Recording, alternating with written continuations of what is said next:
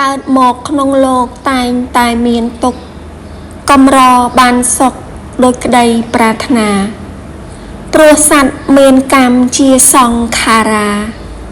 កើតមកកាលណាកម្មអ្នកចាត់ចែង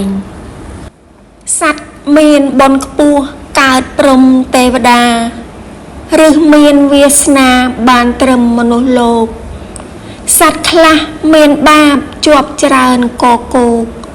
មិនបានមនុស្សលោកបានត្រឹមដេរិឆានសត្វមានកម្មច្រើនប្រចាំកាយានាំឲ្យអាត្មាធ្លាក់ទៅអវជ័យសោយតាយទុកនឹងភ័យចង្រៃព្រោះបាបអប្រិយនាំឲ្យយ៉ាងនេះបើមានសតិរលឹកយ៉ាងណាគួរពិចារណាយកមកថ្លែងថ្លឹងរឿងបាបរឿងបុណ្យរឿងកុសលនឹងពិនិត្យឲ្យដឹងហើយសឹមប្រព្រឹត្តបុណ្យរមែងនាំសត្វឲ្យបានក្តីសុខផុតចាកក្តីទុក្ខនៅនីលោកីឯបាបនោះណាមិនត្រាប្រណី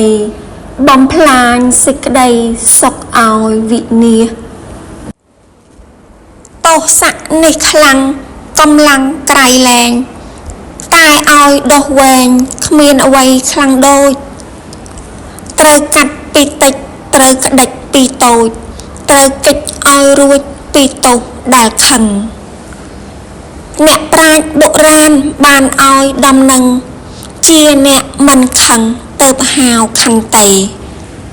ឲ្យគេឈ្នះចុះយើងគុំខ្មាស់អីមិនខឹងមិនស្ដីខន្តីបានយើងខន្តីជាឫសដុះជាបណ្ដូល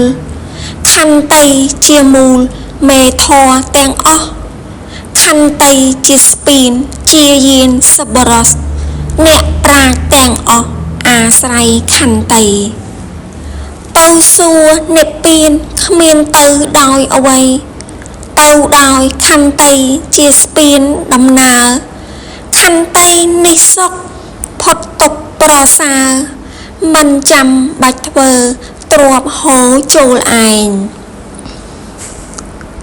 ខន្តីជាទ្រពគួរគួបជាក់ស្ដែងអ្នកផងស្ញប់ស្ញែងកោតក្រែងគ្រប់គ្នាទាំងមនុស្សទេវតាឈរនៅទីណាបានសុខគ្រប់យ៉ាងសូមទឿនលោកអ្នកគ្រប់ជាន់គ្រប់ថ្នាក់ដែលមានសំណាងធ្វើបុណ្យកសាងកុំចោលខន្តីទានសិលភាវនាសមាធិក្តីតែខ្វះខន្តីគ្មានអ្វីទប់ទល់ខន្តីសច្ចៈទុកជាទំនប់ចន្ទលពិភពជាមលុបសាសនាជាទីច្រកកោននៃមនុស្សទេវតាដែលបានសុខាដោយសារខន្តីរឿងនេះសង្ខេបជាបែបខ្លីៗឯវ៉ាំងសេចក្តីថាចប់ហើយហោងសូមអរគុណដល់បងប្អូនដែលបានចូលទស្សនា Channel នាងខ្ញុំជូនពរឲ្យបងប្អូនមានសុខភាពល្អទាំងអស់គ្នាហើយប្រសិនជាចូលចិត្តកុំភ្លេចជួយ Subscribe ម្នាក់មួយផងណាសូមអរគុណ